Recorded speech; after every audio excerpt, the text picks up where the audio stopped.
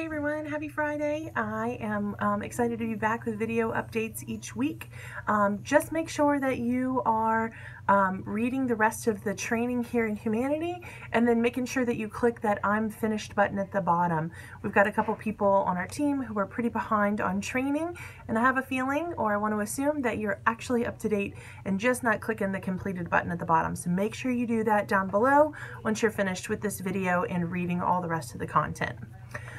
Exciting week this week that we've had. I wanted to announce a few new team members that we've added to our team. So big welcomes to Nicole, Lily, Peyton, Morgan, Victoria, Kana, and Naomi, who joined our team this week. They'll be starting next week. Also pretty exciting that we have reinstituted WOW School this week, and we're doing that off-site at the LVS location. They've got a bunch of extra room there, so Alex and Melinda and Dr. Andy have had that going this week, Wednesday, Thursday, Friday, and then they're going to take the week off next week and start again on the 21st. So new team members who are coming in will go back to WOW School. The content is similar, but a bit refreshed. We had a great brainstorming session this week to interject a lot of new ideas and some new formatting to that to just make it better than ever. So great job to Melinda and Alex for making that happen. The next WOW School session will go into effect on May 21st. So new team members who are joining in now we'll probably take a break from working and go to WOW School on the 21st. At this point, it's very hospital concentrated, and new resort team members are focusing on a week's worth of condensed training at the resort, but eventually WOW School will exist for resort team members too, so don't feel left out. Another way that we're kind of compensating for that change in the way that we're doing WOW School is we had a bathing seminar this week, and it was pretty awesome actually. We had all of our bathers and groomers and anyone else who helps in that department. They went off site on Tuesday evening this week and did a concentrated seminar on protocol updates in their department and ways just to stay engaged with our clients and keep our clients engaged from that area of our practice. And I'm really proud of those people for giving up their time to attend that. It was actually a few hours long, concentrated again on not only techniques, but on extra services, value-added services that can be added to that area, doing good exams while bathing, making great recommendations to owners, pet restraint, all of the above. So congratulations to that team. I know, again, it was giving up your personal time to do that, but huge, huge, huge commitment to our core values on that. So congratulations to that group. Also this week we had some team members who transferred from LVCC to RH that I wanted to make a connection to. That would be Adriana and Jessica. So we haven't lost them off of our team. We've just transferred them to New Iberia, and they're making a huge difference there. So congratulations to those ladies. Also, in more exciting news this week, we have officially started our work from home program. So we have a few team members who are going to be working from home.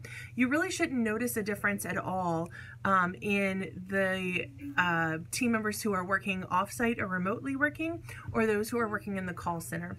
It's all call center based responsibilities and activities that are happening. So at this point, Kayla Horowitz is answering phones from home.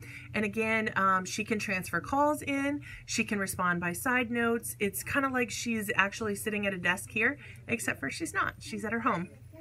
So we will be adding team members on to that program over the next week as well.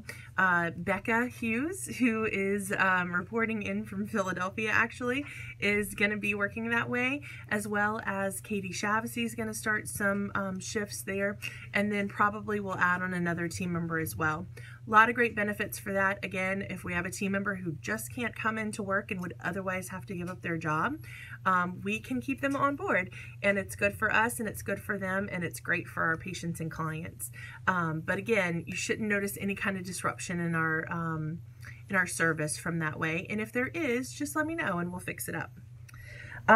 wanted to clarify a protocol from the resort that's kind of been, we've been performing weekly in.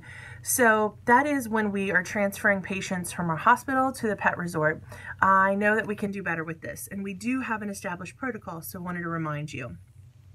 What's happening right now is when our hospital team goes to the resort to move a pet from boarding to hospital care, whether it's just for an exam that they're kind of checking them out for and plan on returning, we are forgetting to put up the tag. We have a little tag that says, I'm receiving services at the hospital. That is critical to do because those resort team members, when they come and they see that empty kennel, they panic. That looks like a pet escaped or looks like a pet checked out without their belongings. They're thinking that something's wrong. So do them a solid, put that tag up so they know that that pet is in good hands and they know to expect that pet back. They can do services while they're gone, like turn over that kennel. They can make sure that it's clean for them to return back in. And again, they can make sure to not close it out as if that pet is left. So you got to make sure that you put that tag up. The best process to do is when you're passing through and you're looking for the location of a pet, maybe you have to stop at the front desk to see actually where they're staying. You can go ahead and ask for one of those tags from the front desk. And then you can also let that team know when you're passing back through with the pet that, that you're taking them for that care.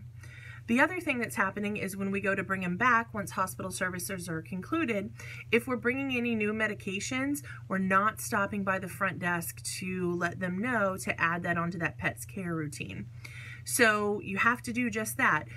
If you were going to be putting a pet back with more supplies than what they came with, we need to have you stop at the front desk, log those supplies. We're going to add them to the pet's contract, and then we're going to also add them as activities if that pet's due to take those medications while in our care. If you don't do that, the medications don't get given. So it's the responsibility of the nurse who's putting the pet back to do that.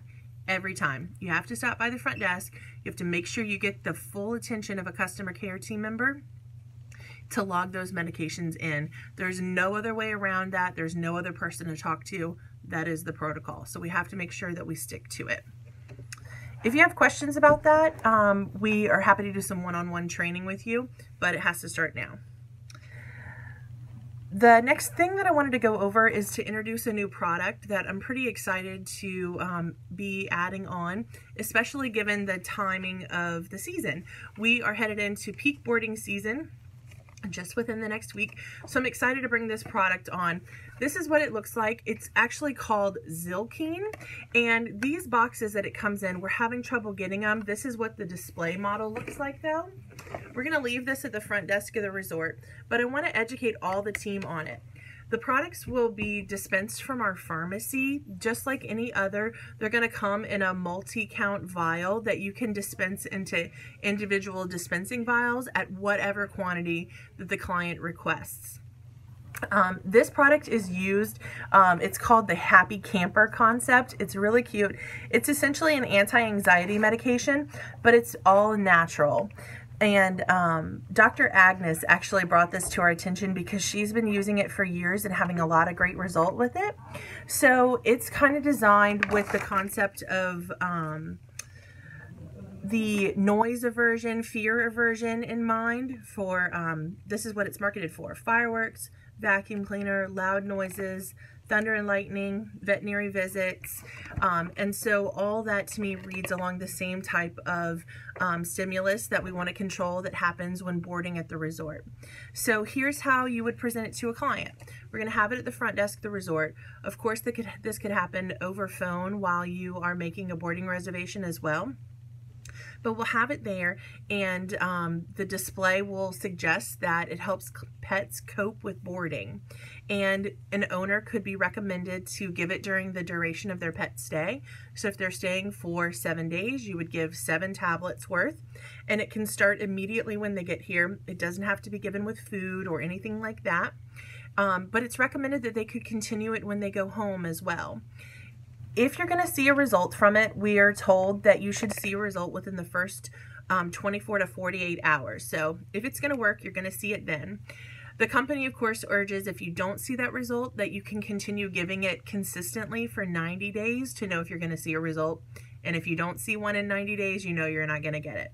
Well, of course that's true, but we're pretty comfortable recommending that it just be given during the duration of the pet's stay, unless of course they know that they need it at home. In the future, they can buy it in 30 count bottles if they want to give it consistently, and there may be a little bit of price break on that.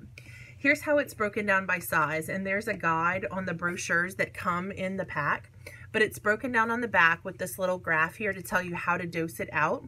And it comes in 75 milligram, 225 milligram, and 450 milligram doses, and it tells you to give 1 to 2 capsules depending on their weight of each of those sizes. So you'd have to look at this to make sure you know exactly how many as far as a quantity to dispense.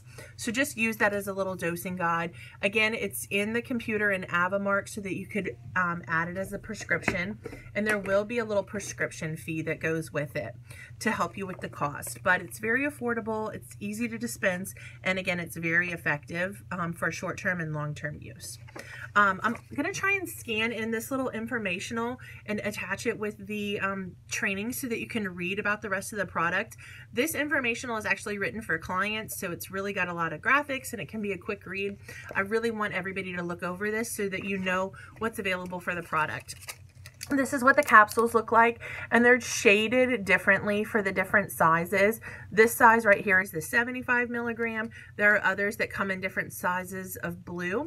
Some come in blister packs. These are what came in the boxes that we're not going to be able to dispense, but in the bottles, they still have the capsules that look like this. They're just free in the bottle.